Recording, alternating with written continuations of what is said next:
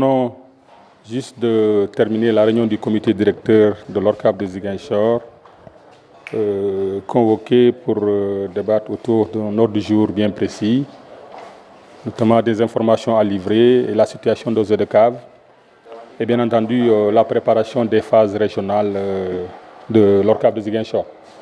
Donc on a fait le tour des différents ODCAV pour faire le point par rapport à la situation que personne nul n'ignore ici, notamment à l'éventualité de la mise en place d'une structure parallèle qui, en tout cas, secoue l'information au niveau de Ziguinchor.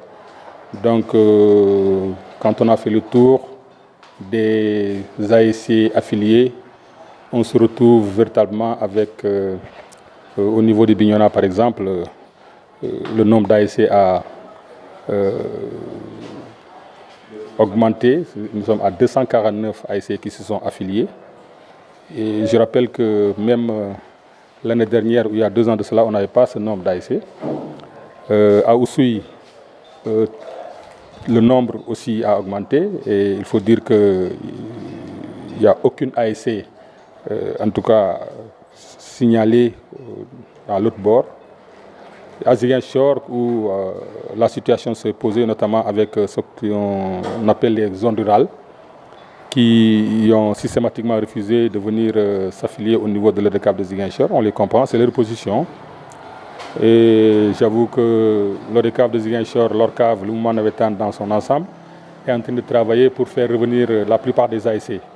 Nous sommes dans les dispositions, comme l'ont fait certaines organisations qui nous ont interpellés par rapport à la situation, pour venir nous interpeller, essayer de voir dans quelles voies et moyens à entreprendre pour essayer de négocier.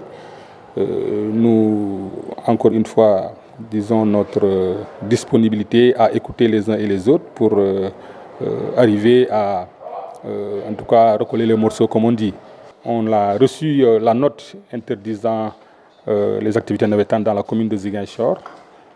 Nous respectons en tout cas cette décision de l'autorité. Mais nous, en tant que structure aussi, nous travaillons à faire en sorte qu'on puisse expliquer à ces autorités ce qui s'est passé pour que très rapidement l'autorité puisse prendre la bonne décision.